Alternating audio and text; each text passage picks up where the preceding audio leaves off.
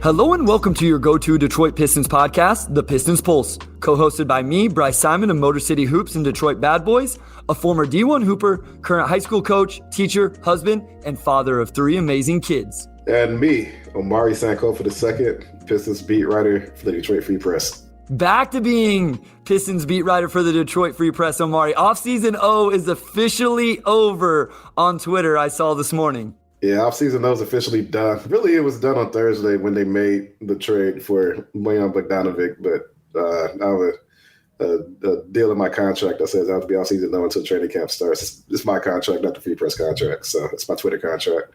So we went ahead and took off the offseason O this morning. He will be back 10 months from now. Rest in peace. He had a good run. He did have a good run. And as you mentioned, Troy Weaver took the offseason and blew it up at the end of last week. We've been waiting for something to drop, Omari. Everybody's been saying there's a trade coming. There's a trade coming. I thought maybe it wasn't going to happen. But end of last week, Troy Weaver sends Kelly Olynyk and Saben Lee to the Utah Jazz in return for Bojan Bogdanovic. What was your initial thoughts whenever you saw that trade? That's it. it was a trade that, people I've read about it by now, but just it solved a lot of issues for them. We did our lineup episode 2 weeks ago, and we kept running into the same issue of them just lacking sort of a do-it-all wing. Like previously, you were giving something up, whether it was defense or shooting. And I think he plugs a lot of holes on top of also balancing the roster out. They'll buy out or waive Kemba Walker eventually. And then they'll be at the roster limit of 15, and you're giving up 2 players for one. Solve that issue as well. So just an A-plus trade. I really don't see any downside here. Even if he were to get hurt for the entire season, he didn't really give up a whole lot. They were pretty stacked at point guard, pretty stacked at center. Roster has been balanced out. And it's still early to say if he'll start, but he shot 39% from 3. He's a true 3-level scorer. Handled the ball a little bit. Again, he's just a high-level role player that this team did not have previously, and it's hard to see how he doesn't play significant minutes, whether it's starting or off the bench. He's a really good player. Yeah, essentially you traded Kelly Olynyk for Bojan Bogdanovic because, as you mentioned to me, Saben Lee was probably getting cut anyway, Omari. So, Saben Lee was just kind of a throw-in. And I do want to get your perspective from the Jazz. I know this is a Pistons podcast, but I do want to get your perspective on this side for the Jazz. But Bojan is a really good player, Omari. I think I looked it up the other day. The past 5 seasons combined, he's shot over 40% from 3 on average. If you combine those 5 seasons on, 5, 6, 7 attempts per season, he can do it off the catch and shoot, but he can also do it off the bounce. He can be a secondary creator at times, which is something that we know Dwane Casey likes, even from the forward spot. That's not what we've normally seen. He is a little bit of a defensive liability, but we know this is an imperfect roster anyway, Omari. So I don't know that that's really that big of a deal. No, it's not in the grand scheme, and also just just from seeing what the Jazz reporters were saying about him, he had a really good series in the playoffs, so he could step it up when he needs to, but probably won't need to too often next year. But that's TBD. Again, he just plugs all sorts of holes for this team. It's a curious trade for the Utah Jazz, I think. I know Kelly Olynyk and Danny Ainge have a relationship, given that Kelly was drafted by the Celtics, and he was the president of that basketball club when Kelly was there. So I would assume that was probably much of the upside from Utah's standpoint. Utah doesn't necessarily have a need for a young point guard. That's a position that they're pretty stacked in. So I'd be curious to see if Saban is able to stick around. But maybe they just owe Troy Weaver a favor. I don't know. But I think on paper, very, very, very little downside for the Pistons. And Kelly should have a pretty big role, I think, in Utah as well. You look at their roster, and they don't really have a lot of big man depth. I know they got Larry Markkinen in that Donovan Mitchell trade. And beyond that, they got Jarrett Vanderbilt in the Rudy Gobert trade. But beyond that, they don't really have a lot of big man depth. So I think Kelly's going to go into a situation where he might be able to start over there, honestly. Obviously, another rebuilding situation. But I guess from that standpoint, Bojan's in a situation where he's with a team that really, really wants him. I know the Pistons front office was thrilled to get that trade done for very obvious reasons. And Kelly's in a situation where he's with a GM that he knows pretty well and have a pretty big role there too. So best of luck to Saben Lee. He has some really good moments here with the Pistons. And of course, he was second team on G League with the Crews last year. And I'm sure he'll find a different landing spot. But just from a trade standpoint, like you said earlier, it was just tough to see Saban having to row here long time. You have 3 young ball handlers in Cade, Killian, Jaden Ivey, and he had only started 7 games in his 2 years here, spent most of that season with the Crews, so it was just tough to see that kind of breaking out for him here. Yeah, and we do have to make note that it does save the Pistons $3 more million in cap next offseason. I mean, they're going to be flush with cap space anyway, Omari, but it does save a little bit because Bojan is on an expiring, and Kelly Olynyk did have $3 million guaranteed. I do know for the Jazz side of it, it did lower their cap hit this season, opened up a TPE moving forward, and then as you mentioned a couple times, the Danny Ainge, Kelly Olynyk connection that those two guys have. I do want to ask Omari, because I know this was my first thought with Bojan Bogdanovic. Do you think we see Bojan on this team post NBA trade deadline? Because I can't help but wonder what his market was, that the Jazz were only able to get Kelly Olynyk and Saben Lee in return for him. But there's got to be a contender at the deadline that is going to have the need for a 6'7" forward that can play the 3 or the 4 and shoot 40% from 3 with a little bit of ball handling. It wouldn't shock me either way. I could see him being flipped at the deadline. I could see him remaining with the Pistons through next offseason. It's interesting, again. He's a career 39% shooter. He's been a starter for a contending team. So you would think there'd be a stronger market for a player like that on an expiring deal. And a team might be able to, or Utah might have been able to get a pick for him, which they obviously did not. At the same time, he turns 34 in April. And that could, deflate his market, along with the fact that he's making around $19 million next season. If he shoots the ball well, it's still around 39% next season. He's starting for the Pistons. There will be interest, I think, from Detroit's standpoint. And we'll talk about media day. But today they talked a lot about just wanting to compete. And Bogdanovic obviously raises their floor and their ceiling, I think, by a pretty good bit. Does that put them into the playoff in race? I don't know. But they're a better team than they were this time last week. I think it'll be interesting to see where the Pistons are in February, what those offers look like. I think there's a lot that goes into it. If the Pistons are, treading water and they still have a window to make the play-in, wouldn't shock me if they say, we're keeping them and, we're going to go for it because we do want to be a good team. We're not going to wind down like we have in seasons past and, with an eye toward obviously not, wearing guys down in the season that's not going anywhere. So there's a lot that's going to go into that. Definitely be curious to see if they can build a little bit more of a market for him. But he's a good player. He can help every team in the NBA. Teams will be interested. It's just, what do you give up for a player who'll be 34 next season? I was really interested that the Pistons didn't end up having to give up any draft capital. As I was watching it play out on Twitter last week, I just was waiting for the next shoe to drop. We knew the players that were involved, but then sometimes the draft picks come in a little bit later. I'll just say this, Omari. I know there was a lot of, this team just got a whole lot better.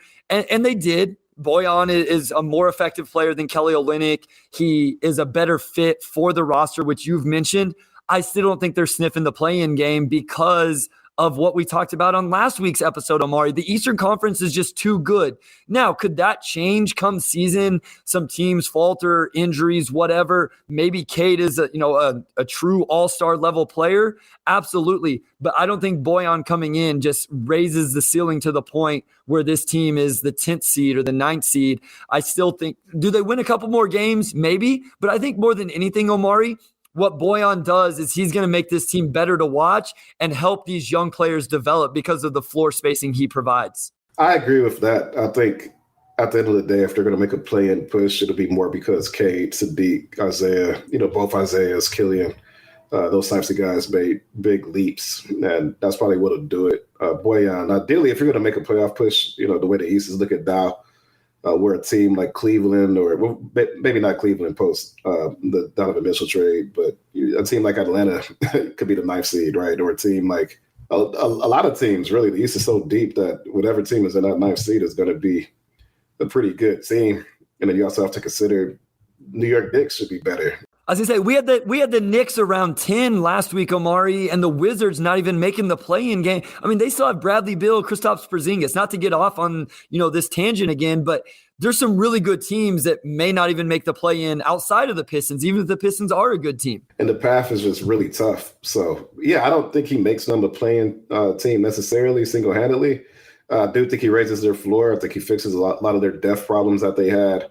I think he'll make them more watchable, and I think he'll make the game easier for especially all their young guys.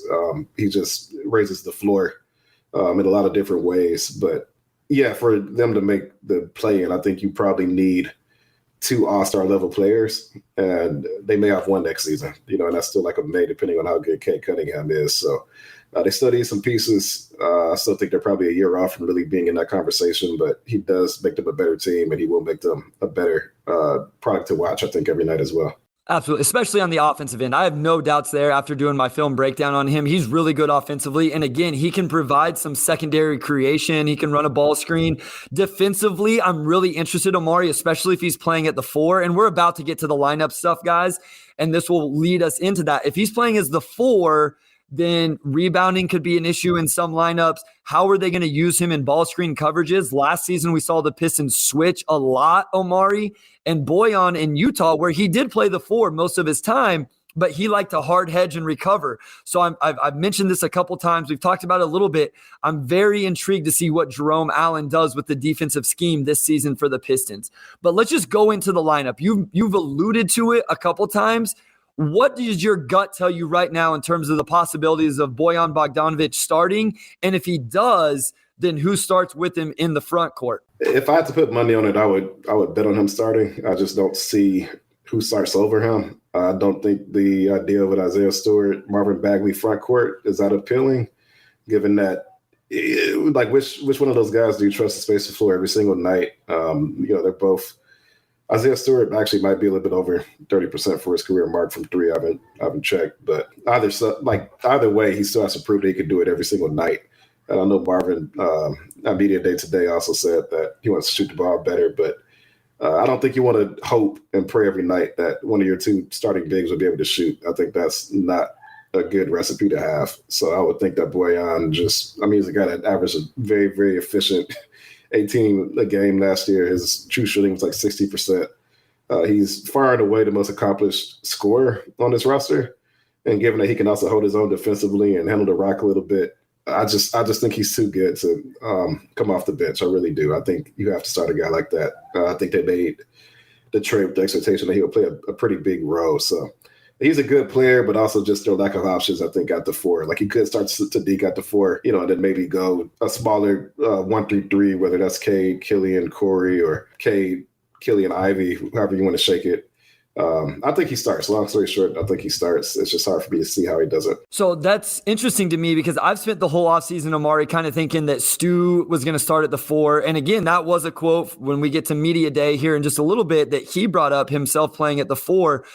Stu and Marvin Bagley starting after the contract Bagley got, but you think this changes that a little bit and you slide down Stu to start at the 5 at least. I realize, once rotations get going, you can find minutes for Isaiah Stewart at the 4, but you think you would predict a starting lineup then of Cade, Ivy, Bay, Bojan, and Isaiah Stewart? That's what my guess would be. Yeah. And I'm still not positive on Ivy as well. I know Killian started. I know Cade started, but during the position now where you can not start Ivy, you can bring him in slower. You don't necessarily have to speed him up if you don't have to. Cade obviously was Cade. He benefited from starting. I don't know if Killian did. That's probably a coin flip on Jaden Ivey right now if I had to guess. But I just from a roster standpoint, from a maximizing your starting 5 standpoint, it's just hard for me to see the argument for Sadiq, Bojan, and Isaiah not being your starting 3 through 5. I think that checks the most boxes.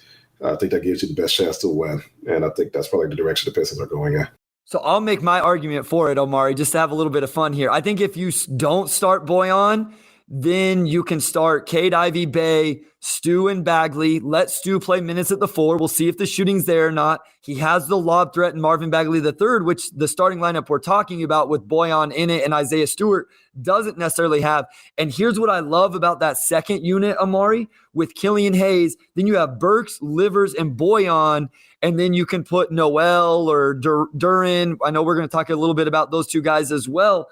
I really like that second unit. I think that sets up Killian Hayes to be successful, has a ton of floor spacing and a lob threat, whether it's Noel or Duran. I just think the roster balance is really nice if you don't start Bojan. I think rotationally you can flex it in a way that you still have adequate spacing in the second unit. If Bojan's your first sub out, you put Marvin Bagley in the 6-man row. Isaiah Stewart slides to the 4. You still have Sadiq, Cade, whoever you put at the 2. Ivy or Hayes, whoever. You could probably flex it to where you still have adequate spacing. And Alec Burks being hurt and probably going to miss most of camp kind of hurts, since he kind of fixes that spacing issue as well. But that second unit, essentially could still be Bagley. You could put Livers at the 4. You have Killian. You have Corey. So you have Livers who can shoot. You have Corey who can shoot. I guess with Burks being out, maybe that 3 spot's a little bit different. But I think rotationally you can make it work where you still have adequate spacing. You can still keep the court spread out. And, maybe Bojan's that first sub to the bench, and then he just closes out the second, half, and then he starts the third and whatnot. Because I think he'll probably be a favorite for Dwane in fourth quarters as well for obvious reasons. So rotationally, it could still work out. I think you could still accomplish all of that with him being in the starting lineup. And would we both agree that Bojan is going to be in the closing lineup at the end of games, Omari? Because I think there's no doubt about that, which becomes an interesting topic because I thought Isaiah Livers would be a really good piece in the closing lineup, but I don't know that you can play. You probably could get away with Livers, Bay, and Bojan, but I don't know that you probably want to. That would be really interesting now that I bring it up, but I assume Bojan's closing games. I would assume so as well. And, you could still put Isaiah Livers in there if you wanted to. I think the thing with Isaiah is that he does only have 19 games under his belt. So he was really good last season, but now you're in a position where you don't have to rely on him, as much if he is having an off night for whatever reason. And that's just depth too. I think, if you're a team that's competing, you should have multiple options to close games. And some guys probably will get snubbed, when it comes down to it. You can just write the hot hand or, positionally matchups or whatever makes sense. It's a good problem to have. Yeah, maybe Isaiah Livers, there's some opportunities he would have had otherwise, but he's got 19 games under his belt. There's no rush. If he can shoot the ball, he'll be in Detroit for a long time. So, I think it just gives you, if you're a coach, it gives you more room to not have to rely on those young guys if they're not getting it done. And that competition is good as well. I love that you brought that up. That's a really good point. We've talked a little bit about the depth. I mean, you can make an argument that Corey and Rodney aren't even necessarily in the too deep depth chart if you went to it. Even Hamidou Diallo. Like, if you don't want to get after it on a given night, if you don't play well on a given night, there's other guys, veterans who've been around this league for a while that can come in and take those minutes. It gives Dwane Casey options. I think it makes his job hard, Omari. I think Coach Casey has a tough job this season trying to navigate all these minutes, but that is a good problem to have and has to be good for the growth of a young roster, having that competition where those guys have to earn their minutes. They have to earn their closing minutes. It's just not given to them because there's not really any other option. And the Pistons haven't had that depth, so they've had to rely on guys who are NBA players, not to take anything away from them.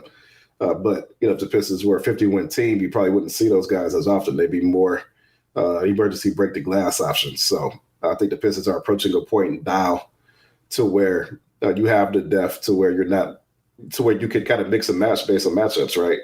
Like if you're the Boston Celtics, you have the option to go with a Grant Williams, Al Horford, front court, or you could go Grant Williams, Robert Williams, or you could go Robert Williams, Al Horford. And you're probably not going to play like 3 of those guys together, but you could mix and match depending on who your opponent is. And all those guys are NBA players. They're all good. They all deserve to play, but you have 2 front court spots for 3 guys who are good. So that's just how it works when you're a team with depth, and the Pistons have those choices to make now. And I think it's a good thing. Yeah, that's a great point. Whenever they play the Cleveland Cavaliers and Evan Mobley and Jarrett Allen are across the court, you may want to go with the big lineup of Isaiah Stewart and Marvin Bagley. Or if Minnesota is in town and you're playing those 2 Twin Towers and Cat and Gobert, then you may want to go bigger. Then obviously we know plenty of teams around the league are playing small. Earlier, you mentioned the Alec Burke injury and the kind of the news that broke with that on Monday, along with all of the quotes that came from Media Day. After this short break, we'll dive into all of that.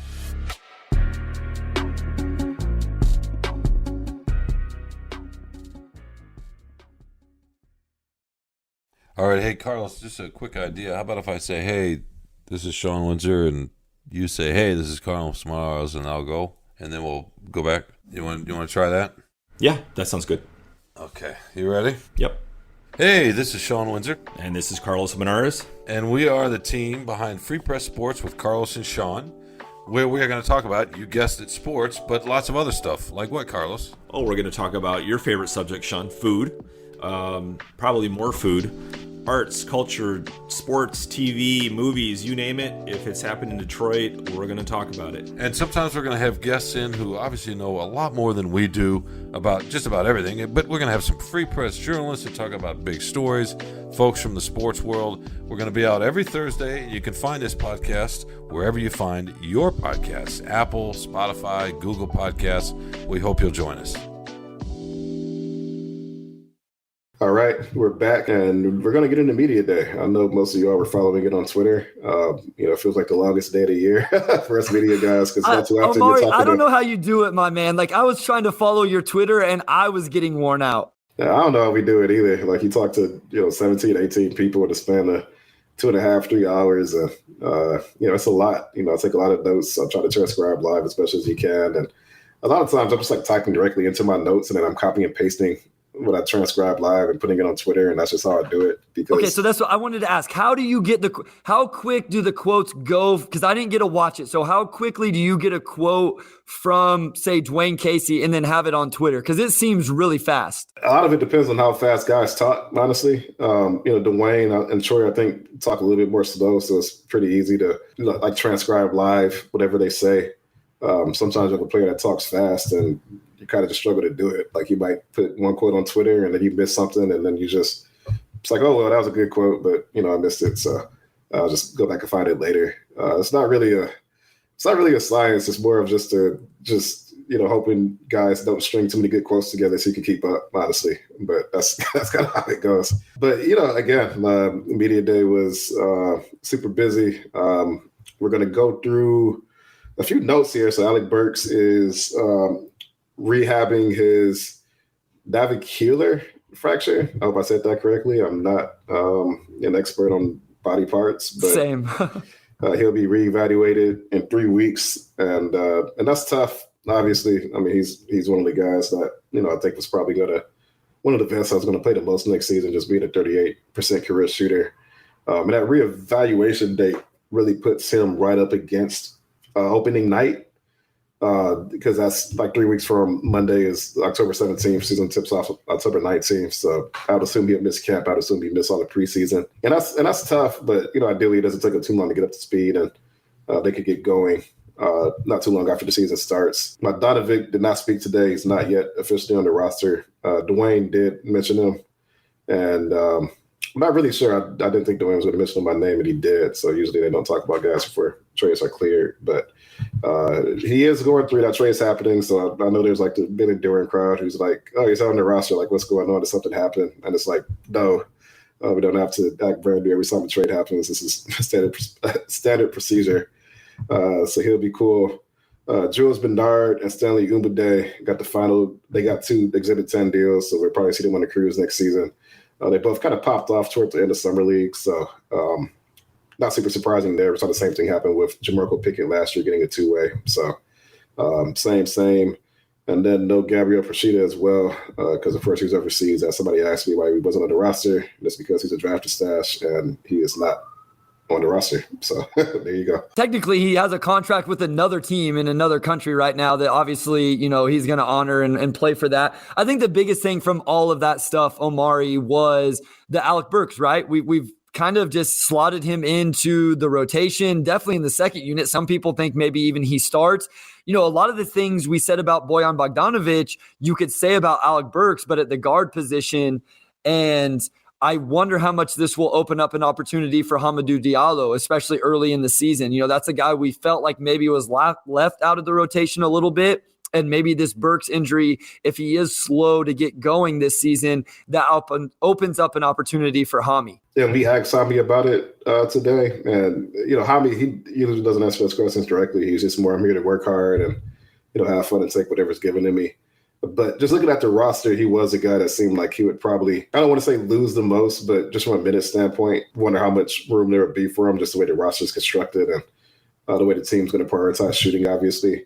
So that will give him. It could give him some minutes in preseason, and we'll see what he's able to do with that. So just real quick note, Kemba Walker not with the team. I know everybody's talking about that. It's still everything is going to be, that he's waived, bought out, however that works. Options were picked up for Cade Cunningham, Sadiq Bey, Killian Hayes, Isaiah Stewart, third and fourth year options, depending on when those guys were drafted. And then I did want to make a quick note here. The Pistons announced they're going to honor Bob Lanier wearing the number 16. I know you tweeted out a picture. So if you guys want to check out that on Omari's Twitter, at Omari Sankofa. And I think it has then the Bill Russell on another patch as well, right, Omari? So they have a 6 and a 16 on the jerseys. Yeah. So like the 16 is like a stripe, and then the 6 is not a stripe. I'm trying to remember it from memory, but yeah, you have 2 numbers on the corners of the jersey, along with the sponsor patch. So jerseys are a little busy this year, but I mean, great cause. Obviously, you have to honor Bob Lanier, one of the all-time greats, and then obviously Bill Russell. So many rings, had to put one on his toe. So. and that Bob Lanier will be January 23rd, the tribute, whenever the Bucks come to Detroit to play the Pistons. Let's get into the quotes. Troy Weaver led it off on Monday. Here's the first quote. I feel like we have a full complement of players. First 2 years, we didn't. It's my job to make sure we have a roster in place that can compete. I feel like we have a full complement of players so we can go and compete every night now. Yeah, I mean, we talked about it earlier, but he's just talking about the depth and just the roster needs being met. I know last year when they traded for Marvin Bagley, Troy, he talked about the trade. He said he talked to Dwane and said, I'm sorry, I didn't give you a roster that had everything it needed. We didn't have a lob threat, didn't have enough big man depth. Obviously, Trey Lyles was, playing center pretty heavy for a couple of months. I feel like it was 2 years ago, by the way. But, but I think Troy is just acknowledging that from a depth standpoint, the roster's, where it needs to be. And it took a lot of willing and dealing over 2 years to get into this point. But, you have decent depth at every position. And I think we'll see that pay off next season. I thought that was a very blunt quote, essentially saying we weren't very good. We didn't have a full complement of players, but he feels like they do now. And I think as we've talked about, we outlined how this roster has improved, especially with the depth. I think the big thing now is getting that top end talent. The ESPN Top 100 came out. The Pistons only had one player on that Top 100, and that was Cade Cunningham. To win, I think we would all agree, to win in the championships in the NBA, you have to have multiple players in the Top 100. I think at least one player in the top 15, 10, whatever it is. And so now it's how do they continue to build this out, whether it's player development, packaging guys, upcoming drafts, free agency, whatever it is. You got to get that top end talent moving forward. Next quote, the East being very competitive and deep helps us. It helps a young team because you have to go out every night and play and grow and learn from that. A little bit more context on that because I don't think I tweeted it because of the aforementioned. Can't tweet everything at once. Troy talked about, his NBA career starting in Utah and OKC. He was a scout for Utah and then obviously assistant GM for OKC for many years and, was there during what I would call their prime years. He got there the year after Kevin Durant, I believe, but he was there when they drafted James Harden, Russell Westbrook, so he kind of knows how that goes as far as rebuilding. The West was stronger than the East for a very long time, up until the past couple of years, pretty much through my entire lifetime. And he talked about how he thought it helped OKC for the young players to have to go through the gauntlet basically every night, going against all those talented West teams at the time, whether it was, I think that's probably the telling of Phoenix being good. Before they got good again. Lakers are still good, obviously. And the Pistons are in that boat now. You have a conference that goes 9 deep at least. That's assuming that a team from the outside, like the Knicks or Orlando's been rebuilding for a year. Maybe they make a leap. They're going to have tough games every single night. Like off the top of my head, there's maybe a handful of teams. I mean, Utah might be worse than the Pistons next season. There's a chance Magic are still worse. But on paper, particularly in the East, it seems like they're probably going to finish in that 14, 15 spot again, unless you see those guys make a big leap forward, and they will be tested. We saw it last year too. You may play teams down to the wire, but at the end of the day, I think they just got out-depth a lot of nights, and you also have a lot of teams out 2 All-Stars. Almost every team that's going to make the play-in or playoff this year has at least 2 All-Star caliber guys, so they're going to be in for it this year. The schedule is going to be tough. And, a lot of the teams that aren't very good are in the West, Omari. So the Pistons obviously aren't going to play those teams as often as the teams in the East. The only other team who I think right now maybe has a worse roster than the Pistons is the Orlando Magic. Now there's a team like the Pacers. Again, we talked about it last week, who may end up tanking a little bit harder depending on what happens, but it will be interesting. There's going to be some ups and downs. There's some roller coasters for this young roster, and it'll be interesting to see how they step up to the challenge night in and night out. Last quote from Troy Weaver, and I think this was interesting because of us having on assistant GM Rob Murphy a few weeks ago, and he used this exact same term. Weaver said the Pistons are at quote-unquote ground zero now. Omari, you asked him what's different now compared to when he took over. He said, we were trying to figure out who were keepers, trying to dig ourselves out of a hole. Ed Stefanski did a great job getting the books in order, and we continued that. I mean, it's just that he took over. You still have Derrick Rose. You still have Blake Griffin. He did will and deal and get the 4 players of the 2020 draft. But there was just a lot to figure out as far as, which guys from the previous regime do we keep, which ones do we trade. They obviously parted ways with Christian Wood and Luke Kennard and Bruce Brown before the season started. And they ended up parting ways with Sekou Doumbouya. And, I mean, just all the willing and dealing over the last 2 years. And now you have, 10, 11 players younger than 24. You have some really good vets. And they might lead the NBA in cap space next summer. So that's ground zero. I think it's basically saying the roster is now at the point where I'm comfortable. We've gotten most of the work done. We have a core of players we like. We have vets we like. Our financial outlook is fantastic. And you can just map out the next few years and say, I see a clear upward curve to what this team can become. So ground zero, it sounds counterintuitive because it's year 3 for this rebuild, but it makes sense after he described it, right? We've got all the work done out the way, and now we can just kind of write this out for a little bit. I did not have Sekou Doumbouya's name getting dropped on my bingo card for episode. I don't know if Sekou's name is ever. Wes, we need to look this up. Have we ever said Sekou Doumbouya on the Pistons Pulse? I don't know that we have. I think that could be a fact that his name has never came up on the Pistons Pulse in our 32 episodes. That somebody that's listened to every episode, let us know. But I think the thing I took away from that quote, Omari, he said trying to dig ourselves out of a hole. Like that's, again, a pretty blunt statement from a GM talking about when they took this over, that this organization was in a hole. And like you said, it took them 2 years to dig out of the financial situation, the young talent situation. And now, like he explained, they're at ground zero where they can really start building up. And these are where a lot of the tough decisions are really going to come into play for Troy Weaver and his staff, because you do have to start building out a more talented roster year in and year out. Maybe this is the marking point of that pressure turning up a little bit. And that's not to say, this is a playoff or play-in or bust season or whatnot. But year 2 for K, year 3 for the 2020 class, this time next year, so many guys will be extended or be in extension talks. I think that's when it really starts to get real. And I think after 3 years of anything, you definitely want to see, some signs that all the work you're putting in is paying off. So the temperature does get a little bit hotter now. I think maybe not from an internal, we want more standpoint, but from an external, we want to see that this rebuild is actually starting to bear some fruit. Whether that's in the win-loss column, going from 23 wins to 33, 38, whatever it may be, you definitely want to start to see more. And they talked a lot today about just competing every single night. You don't have COVID to fall back on. You don't have, we're starting 2 or 3 rookies to fall back on. You don't have depth to fall back on. Guys are playing in position. Guys, know how the league works. You have 2 rookies this year instead of however many you had last year. It seemed like half the roster was new last year. There's a continuity, and you want to see some growth. So that leads right into Dwane Casey. Coach Casey said, I want guys to understand being young is not an excuse now. We need to be ready to take that next step. I think that's a really interesting quote from Coach Casey, who's just going to say, like, Sadiq, Isaiah, Killian, you've been in the league. This is your 3rd year now. Cade, your rookie year is over. You had a full off season. These guys went through some of those COVID seasons and all that craziness, and now there's not all those built-in quote-unquote excuses. We should see some actual progress. It may not lead to 30, 40 wins, but at least some progress here moving forward now. Absolutely. Yeah, I mean, you want to see guys take that step forward. You want to see Cade Cunningham go from a pretty good rookie to, okay, this is a guy who could absolutely be number 1 or number 2 on a championship team. You want Sadiq Bey to become more efficient, and he's very clearly an above average NBA starting forward. You want to see Killian Hayes continue to make strides. He talked about being aggressive today.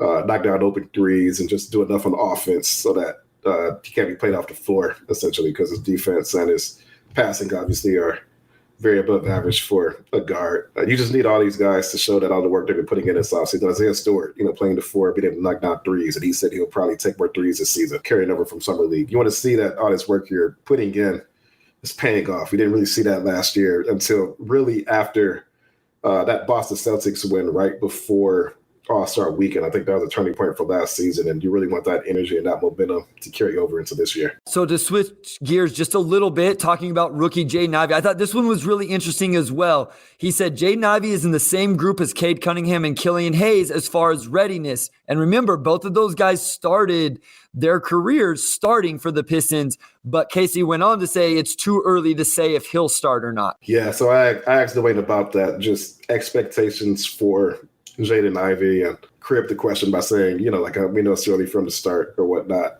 just because I wasn't necessarily asking that. But just where is he as far as how much you think he'll be able to impact the game next season? And yeah, he did say from readiness standpoint, he's in the same category as those other guys. Now, again, the Pistons thought Killian Hayes was ready, for a bigger role. He played in Europe. He had a pretty, I think, mature game for a 19-year-old, and it didn't really quite work out.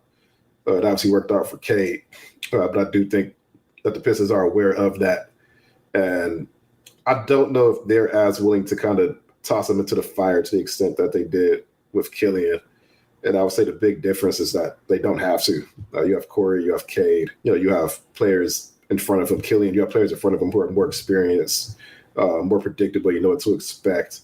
And I think a lot of that will be figured out during training camp and preseason, how ready Jaden Ivey is. But the feedback's been good. I mean, we need to talk about his athleticism and how, he'll impact the game. And where it's question marks, we went through all that. As of now, it does sound like there's a chance he will start on opening night. Yeah, that's what I want to say. The roster is in a completely different space than it was Killian's rookie season, and then even last year with Cade Cunningham. I'm going to put you on the spot then, Omari. Right now, over under 50% that Jaden Ivey is in the starting lineup on opening night. I would go over. I think the franchise is aware that he and Cade, the body young guys, probably have the best shots of becoming like that superstar level player. On-ball guards, obviously run the NBA right now, or on-ball forwards, whoever. That's what they need to invest in. And, I think just because they've leaned toward just being full go, figure it out on the fly, I could see them giving Jaden that same opportunity to show that he can handle a starting assignment.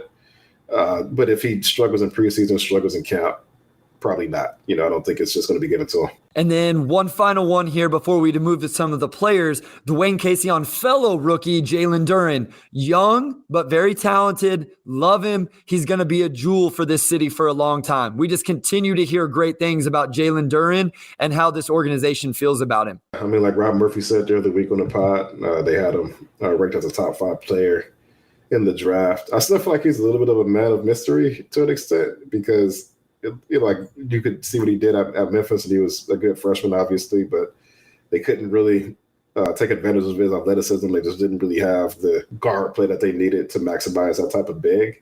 So he still just kind of seems like a big untapped piece of stone that's just waiting to be molded. And he's also 18 years old. He doesn't turn 19 for another month or so. So just a player that young, I don't think you could really expect anything per se. So we'll just have to see on that. But they really believe in him. They're thrilled to have him. And we'll just see what happens. I know fans want to see him play, but, again, I think that is a complete coin flip. I can't even begin to predict how many minutes we'll see him play. I can't even begin to predict. Don't even put me on the spot. I will. I'll leave that one alone. We do have a quote from Jalen Duren here after the short break about his possibilities of maybe playing with the Motor City Cruise. But when we first come back, we'll get into the face of the franchise, Cade Cunningham.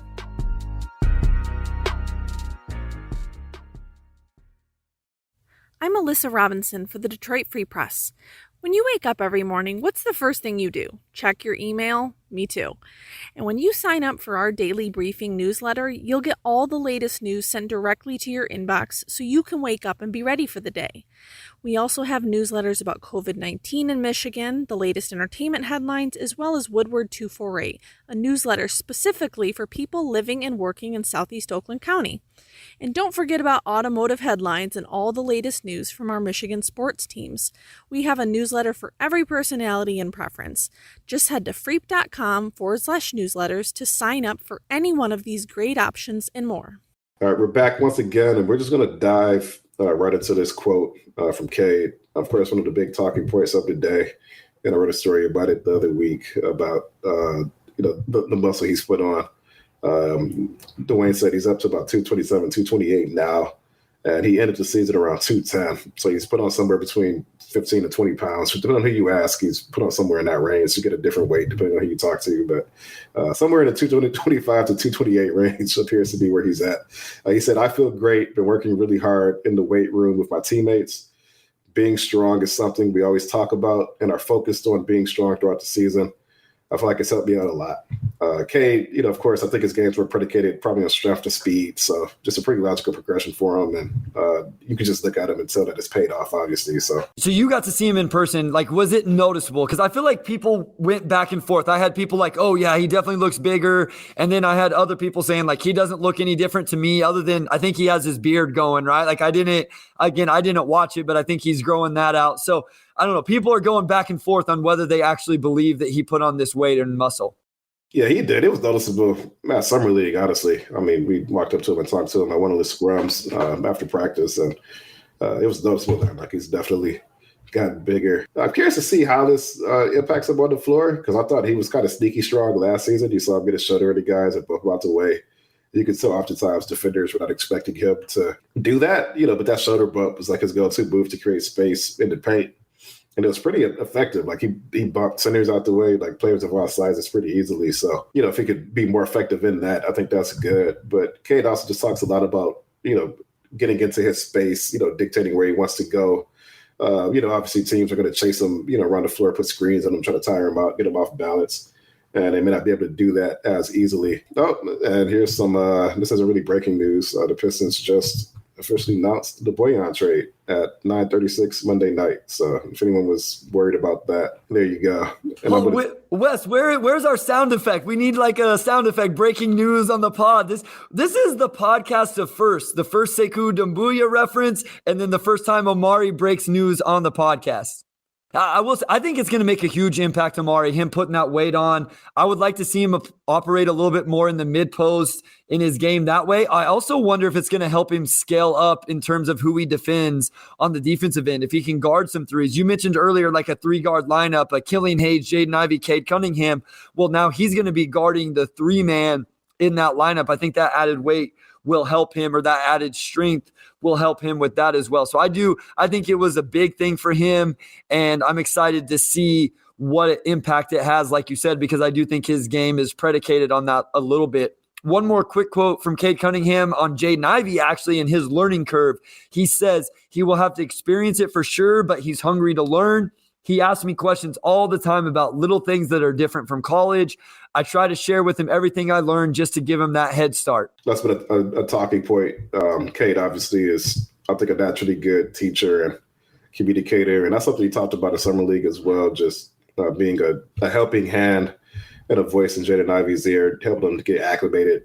And I think they both understand that they got to help each other out, right? Whether it's on the floor, off the floor.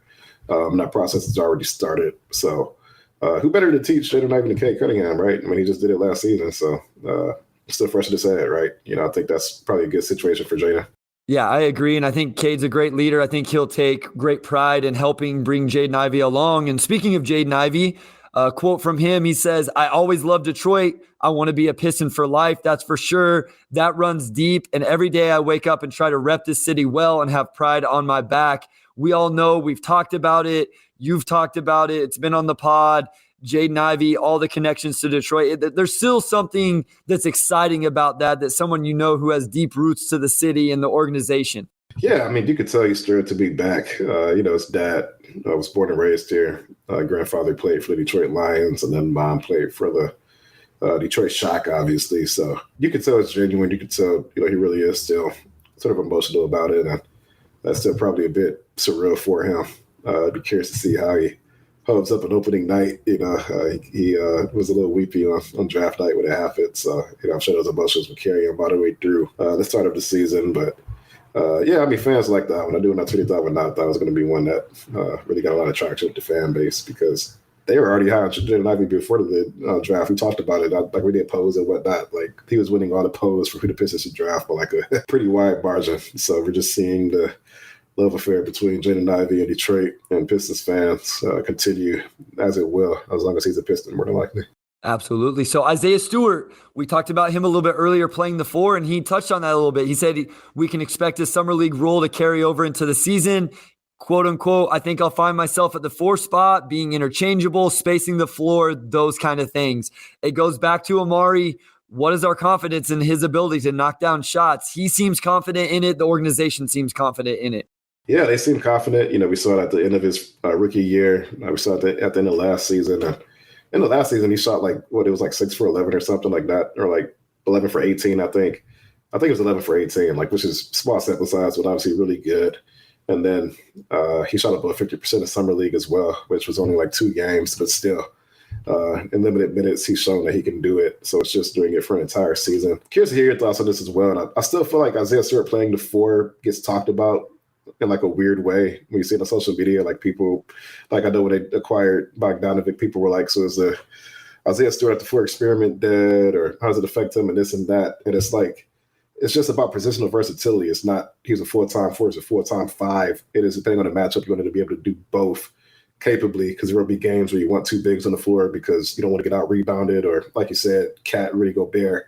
There will be nights where you need that. You're going to need down the road, you know, if it's Isaiah Stewart and Jalen Duren from the mesh together. And from the mesh, you want Isaiah Stewart to be able to shoot, because he's, of the 2, he's already a really good switch defender. You know, he's smaller, like it just makes sense. That's not really about, it really isn't even about playing the 4. Like it is, but it's not really about playing the 4. If he's playing the 5, shooting helps Omari, right? Yeah, like I feel like we don't, but I feel like when you tweet about him shooting and all that, somehow the conversation becomes, is he playing the 4? And it's like, you just want him to be able to, but if he can knock down threes, it doesn't really matter. You know, defensively, he's going to switch, he's going to protect the rim. And on offense, now he's way more useful because he's not a pick and roll big, so he's got to be able to do something, and that something needs to be shooting.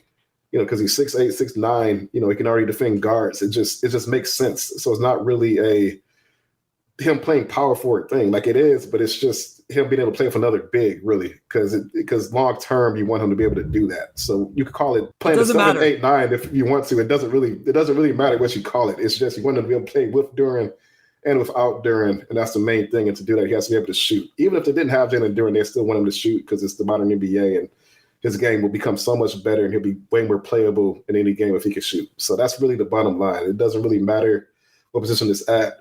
He just needs to be able to shoot. That's really the bottom line for the Pistons and for him. And that leads right into the second quote from Stewart on which player he's been watching to model his game after. He said Al Horford, because he's able to do it all at the 4 and 5 spot. He's able to shoot, space the floor, and is a good decision maker. We just dove into all that, Omari. We don't have to dive into it some more. I just thought that was very fitting with the discussion we just had.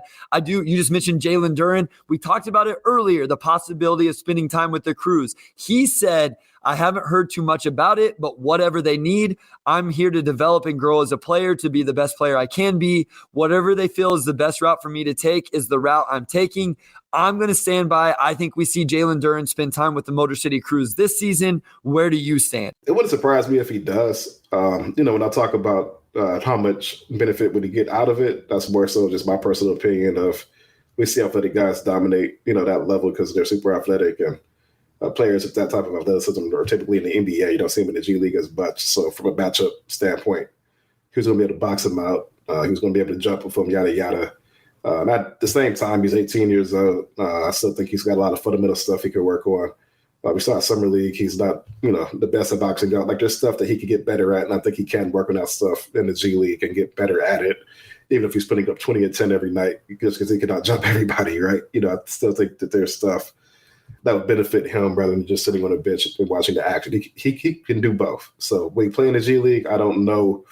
Do I think it makes sense? Yes. Do I think it's a possibility? Also, yes. Rob Murphy, when he was with us, talked about this and how important having the Motor City Crews right downtown is, or right down the street is, where they can send guys back and forth. And that's something I think Jalen, if it's calculated, and I guess I have confidence that the organization, the staff, Rob Murphy, again, talked about how they're running all the same stuff. DJ Baker's going to run all the same stuff. And so I think if it's calculated with the role that he has in the G League, I think it can be beneficial for him if they do that. I want to move on to Killian Hayes. And I have to ask you just right off the bat, Omari. I had people telling me he felt like the questions really came at Killian Hayes pretty hard today. Do you feel that, I'm not saying you, I don't know who all was in the room asking questions, but do you feel like he kind of got it more than anybody else just in terms of direct questions and kind of being put on the spot with some of those questions? Yeah, I mean, he was asked verbatim, like, do you anticipate coming off the bench or starting, and what do you prefer, and this and that, which, like no player is going to, say, well, I better start or whatever, unless they really want to cause some locker room issues. But he did get some biting questions today, which, former 7th overall pick, of course, he's been up and down. He also was questioned sort of about his takeaways from his first 2 seasons, and then somebody followed up when he kind of dodged the question a little bit. Like, they wanted a response out of it, obviously. But I think this is a show improved season for Killian to an extent. I mean, we talked about it. He's a great passer, great defender, but you've got to be just good enough on offense. I don't think Marcus Smart is an amazing offensive player, but he can heat up and hit 5-6 threes in a game. Derek White, he's got a little bit of shake to him with his handle, and he gets in the rim a little bit. He's not a great shooter, but he's not a negative on offense. That's the thing for Killian is if you have a lane to the rim, take it. If you have a wide open 3, take it. Don't second guess it. Don't pass the ball. If you have a shot, everybody wants to see that aggression. And he talked about, just being more aggressive. That was his main thing in media days, just being more aggressive. I'm like, the book's out at this point. I mean, I think everybody knows that he needs to score the ball a little bit more. He played pickup basketball this summer to just get the reps, really, just get the experience. I'm still curious personally just how much him having to deal with COVID as a rookie. Not the illness, but just the pandemic aspect. The whole of situation. Maybe affected his development, how much work was able to get him before the draft and whatnot. So he tried to fix all of that this offseason. He put in the reps, worked on the shot. He said he worked with different coaches on the shot. So we'll see how it pays off. But I said it before, I don't think the line for Killian to become at least a league average guard is that, think of the line. Like, you shoot a little bit better, get to the rim a little bit more. I think you're pretty much there. There's real NBA skill there, right? There's real NBA skill and talent. And I think whether it ends up with the Pistons or somebody else, he's going to eventually stick. I still think it's going to be as a second unit point guard, and maybe he never embraces that role. Maybe it's always about being a starter. I think he can be really good in that role. I'm going to put you on the spot again, Omari. This isn't in the outline, so this is fun for me. Over under 25% chance Killian starts the season on opening night. I'm going to go under. I think he still comes off the bench. I think that he was a little bit more comfortable coming off the bench last season. They do need someone to run the second unit. I know people will think, well, he's a 7th overall pick. He should get the opportunity, yada, yada. I look across the league. Marcus Smart was the 6th pick, and he's a starter. But, again, I think start, come off the bench, whatever. Killian's roles could be valuable in good teams if he just brings you a little bit more on offense. And realistically, I think for the player he may end up becoming, he'd probably be a bench guy for a lot of good teams anyway. And that's not a bad thing. I mean, we see a lot of, players a lot of defense first guards who come off the bench, but playoffs come and they play big minutes because you need somebody who can house Steph Curry. You need somebody who can, take those defensive assignments and becomes really valuable. But I would take the under on that. I think that, Cade starts obviously, and I think I would probably favor Ivy starting just because he hasn't had the chance yet and they want to see what he can do. Yeah, I actually think there's a better chance that Killian Hayes closes the game on opening night than there is that he starts the game because of the defensive impact you're talking about. We have 3 more quotes that we want to get to here, Amari. The first from Marvin Bagley III. This was really interesting to me. Bagley said consistently knocking down 3-pointers will be a focus this season. We've talked a lot about Isaiah Stewart shooting, not Marvin Bagley III. He, quote unquote, last season wasn't my best shooting season, but I know I'm capable. If Marvin Bagley can shoot, and I mean shoot like 36, 37%, would it be false for me to say he'd be like 80% of John Collins, or is John Collins too good on defense for me to make that comparison? Marvin Bagley III is not very good defensively, Omari. At all. No, he's not. I'm saying John Collins is much better defensively. But if he can really knock down threes, then I think that solves a lot of issues offensively at the very least. Like, maybe let's compare them offensively and just leave it there. Okay, all right. I'll leave it at that. No percentages or anything else. But if Marvin Bagley can really shoot, maybe you can start him. If he can really knock out open threes, then I think that opens the door for it. Yeah, and I wanted to look up the stat because he had 1 year, Amari, where he shot halfway decent from 3. It wasn't like 40%, but he had a decent season. I think it was year 2, year 3. He shot 34% on only 2.5 attempts, but it's not completely out of the realm. I don't know. It was very interesting when it popped up. I was surprised by it because it hasn't been talked about with the organization. I just love him rolling to the basket. He could be, if he knocks down 35%, and then I think he can be decent attacking the basket off of those closeouts because he is so skilled, it would be very intriguing. On to another big man acquired this offseason, Nerlens Noel. This one probably was the quote that jumped off the page the most, Omari. Noel on his goals next season. I want to be in the defensive player of the year discussion. I want to bring that grit to Detroit. Yeah, what do they say? Aim for the sky, and if you feel you fall amongst the stars or something, it goes something. You butcher. Yeah. Shoot for the moon because even if you miss, you land amongst the stars. Yeah, what I said basically means the same thing, so we'll just stick with it. No, I mean, like he did get Defensive Player of the Year votes. I'm pretty sure when he was a rookie, so he has that capability. His main issue has been health. He's had injuries almost every single year. And that's set him back. I think if you're Dwane Casey, or if you're a fan, like you should like hearing that. Like whether you think it can happen or not. Like that's his skill. I do think he raises Detroit's floor with his defensive ability. And they have some depth, at the big man position. So we still kind of have to see how much he's utilized. And he'll also be a little bit limited in training camp as well. So that's also something to watch. But I like it. I like when guys come out and shoot their shot, right? I want to be in the Defensive Player of the Year conversation. I like that. Go ahead and put it out there. Put something to hold yourself to. I love the confidence. I love it. I don't think we should criticize people when they're confident because we criticize players when they aren't confident, right? But that doesn't change my answer on over under 1% chance he's Defensive Player of the Year this season. What is it for you? I don't know if the minutes will be there for him to really be in that. Over discussion. Under 1%. I'm gonna go under. I don't think it happens, but exactly. Yes. So we can both love the confidence. We can both be happy that Nerlens Noel will bring that grit and that defense to the Pistons, and both not believe at all there's any chance he wins Defensive Player of the Year. I was looking up his numbers. I'm trying to see the last time he averaged starters minutes. He played 71 of 75 games his first year in Philly. Averaged about 31 minutes. And 29 as a sophomore. And then beyond that, he really hasn't really cracked 20. I think he played 24 2 years ago in New York. But beyond that, minutes have not been there. So maybe it'll be here this season. We'll see. All right, last one. Isaiah Livers said he wants to be a chameleon type next season, whether it's shooting, being a lockdown defender, or running pick and roll. He wants to be able to do it.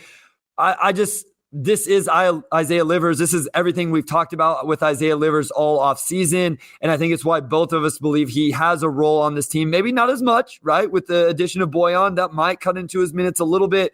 But I think it's the type of player we both see in Isaiah Livers. I like talking to Isaiah Livers because he always says things that coaches like to hear.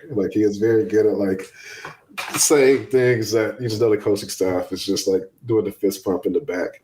That's why I love him. Some of this stuff. And that's why you're also a big Isaiah Livers fan.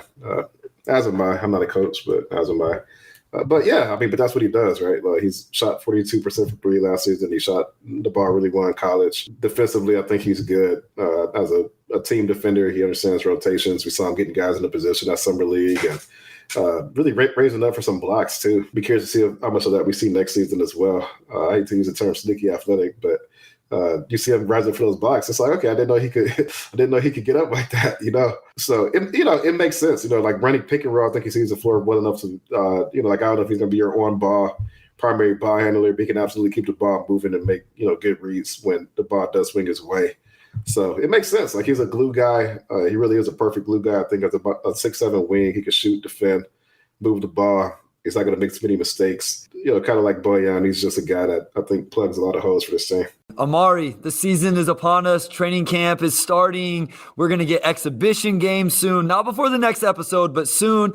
I know we promised you guys a mailbag after last week's episode. Things changed around with the media day and all that. We are planning on doing a mailbag for next week's now. So we'll tweet that out, send it in the ratings, the reviews, whatever. However you can get it to us, get it to us. We'll do that. And then after that, Omari, the content writes itself, right? We got games to break down, to talk about, coaching decisions, all the stuff fans love to hear. Detroit Pistons NBA season is upon us. Take it away, my friend. Yeah, I mean, you said it perfectly. It's go mode now. A lot of exciting stuff coming up. Also, we got to pat ourselves at the back for getting through our first Pistons post off season. So Yes. shout out to us. I think we have some pretty fun episodes. We got some good guests on. So we'll try to strike the right balance during next season. Because this is the exciting part now. In a few months, it'll be one of the dog days of the season. We'll just spice some things up. So we'll continue to come up with good ideas. And, I'm just excited to be at this point, post media day, talking about some actual basketball. So going to do our outro. Big thanks to our editor, Kerry Jr. II, our executive producer, Angela Delgado, our sports editor, Kirkland Crawford. Also, shout out to Wes Davenport. We'll talk to you all next week.